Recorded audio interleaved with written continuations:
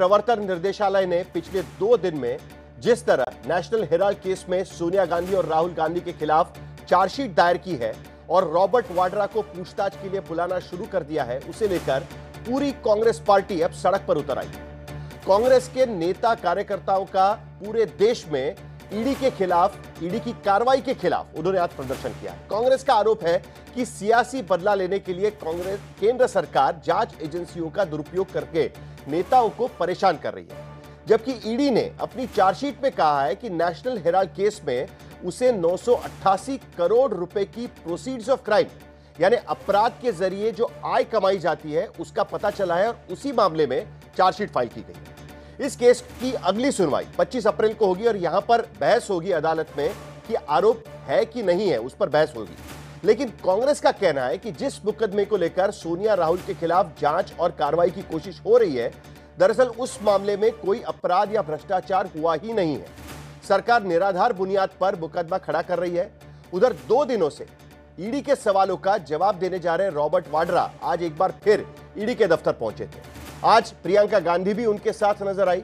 वाड्रा का कहना है कि जिन सवालों का जवाब उन्होंने 2019 में हुई पूछताछ में दिया था, वही सवाल उनसे एक बार फिर दोबारा किए जा रहे हैं, जो सिर्फ परेशान करने के लिए, ऐसा उनका मानना है। वाड्रा का आरोप है कि चुनावी और राजनीतिक वजह से उन्हें परेशान किया जा रहा है। इस बीच ईडी के सदुपयोग दुरुपयोग को लेकर इंडिया गठबंधन के एक बड़े घटक दल यानी समाजवादी पार्टी की ओर से बयान आया है कि कांग्रेस ने जिस ईडी को बनाया था, अब उसका अंजाम कांग्रेस ही भुगत रही है। तो इन तमाम सियासी हलचलों पर और बयानबाजियों के बीच में आज दंगल में हम चर्चा करेंगे कि क्या जांच एजेंसियों का राजनीतिक इस्तेमाल हो रहा है? क्या जांच एजेंसियां बिना तथ्य सबूतों के जांच कर रही है, या फिर भ्रष्टाचार के खिलाफ सख्त कार्रवाई की आंच बड़े बड़े नेताओं तक भी पहुंच सकती है? क्या जांच एजेंसियों के रडार पर विपक्षी दलों के ही नेता है और सरकारी नेता कोई नहीं है? क्या जांच एजेंसियां अपने आरोप अदालत में साबित नहीं कर पा रही है? ऐसे तमाम सवाल है।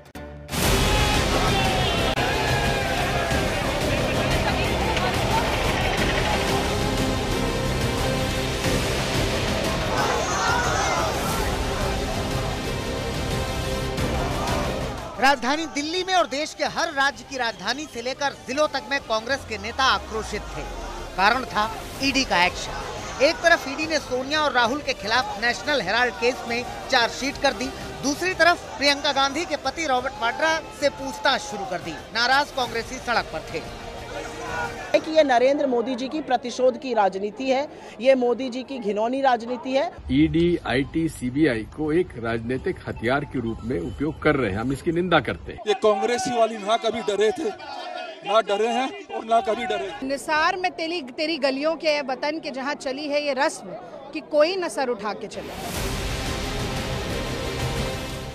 एक तो कांग्रेस पार्टी कहती है कि राजनीतिक साजिश के तहत जांच एजेंसियों का दुरुपयोग हो रहा है और एक ही दिन वाड्रा से पूछताछ, उसी दिन सोनिया और राहुल पर चार्जशीट हो रही है। दूसरी बात कांग्रेस कहती है कि ना तो नेशनल हेराल्ड केस में कोई भ्रष्टाचार हुआ है और ना ही वाड्रा जमीन मामले में कोई घोटाला हुआ है। जो भी सवाल पूछ रहे हैं, ये इसके जवाब पहले मैंने 2019 में दे दिए हैं। मैंने अपनी स्टेटमेंट 2019 की निकलवाई और उनके सामने मैंने दिखाया कि यही सवाल, जो भी ये विषय में आपने बुलाया, इसके सवाल ऑलरेडी हो चुके हैं। वाड्रा की जमीन खरीद में ईडी को हवाला से लेन देन का शक है और ये शक इतने साल की जांच के बाद भी दूर नहीं हो पा रहा है। उधर नेशनल हेराल्ड केस में ईडी ने जांच में पाए तथ्यों के आधार पर चार्जशीट में बड़े दावे किए हैं। 11 साल से मामले की जांच कर रही ईडी सोनिया गांधी से लेकर राहुल गांधी तक तमाम बयान लिए, दफ्तरों में छापे मारे, तलाशी ली, कागजात दस्तावेज जुटाए, देश भर में नेशनल हेराल्ड की संपत्तियां अटैच की और अब ईडी की चार्जशीट में सोनिया गांधी आरोपी नंबर 1, राहुल को आरोपी नंबर 2 बनाया गया है। पीएमएलए की धारा 4, 44, 45 और कंपनी से अपराध की धारा 70 के तहत आरोप लगाए गए हैं। Suman Dubey, Sam Pitroda, Sunil Bhandali, Dotex merchandise private limited और यंग इंडियन के खिलाफ भी आरोप लगाया गया है। आरोप है कि कांग्रेस नेताओं ने एजेएल की 2000 करोड़ रुपए की संपत्ति हड़पने के लिए आपराधिक साजिश की। ईडी ने कहा है कि जांच में 998 करोड़ रुपए की आय अपराध से होने का पता चला है, जबकि 661 करोड़ रुपए की संपत्तियां अटैच की गई हैं। 5000 करोड़ का घोटाला है और ये फ़र्क नहीं पड़ता कि सोनिया गांधी और राहुल गांधी का है, लॉ सबके लिए बराबर है। Law is harsh but it is the law, वो सबके लिए बराबर है। तो अगर वो गिल्टी हैं तो मेरे हिसाब से तो उनको अरेस्ट किया जाना चाहिए सेक्शन 19 PMLA के तहत, और मैं आगे इस कार्रवाई में वही देखता हूँ। नेशनल हेराल्ड केस के याचिकाकर्ता अब सोनिया राहुल की गिरफ्तारी की उम्मीद लगाए बैठे हैं, लेकिन कानून के जानकार इसे सिर्फ सियासी केस बता रहे हैं।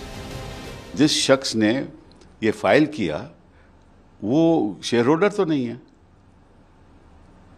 और AJL ने तो कोई कंप्लेंट नहीं किया, कंपनी तो कोई कंप्लेंट नहीं किया, तो इनको क्या तकलीफ हो रही है? और कौन से प्रोसीड्स ऑफ क्राइम जिसको कहते हैं कि भाई जुर्म का जो पैसा है, कौन से जुर्म का पैसा इनके पास है? ये बड़ा विचित्र केस है जो शुरू किया गया है बिना किसी 1 रुपये की स्थानांतरण हुए, बिना किसी 1 पैसे की प्रॉपर्टी के स्थानांतरण हुए। ये एक फेक केस है जिसमें कोई भी तथ्य नहीं है, निराधार है, और अंततोगत्वा इसमें कोर्ट्स ये स्पष्ट करेंगे। अभी सिर्फ एक कानूनी प्रक्रिया चल रही है। नेशनल हेराल्ड से ज्यादा ED पे कहना है।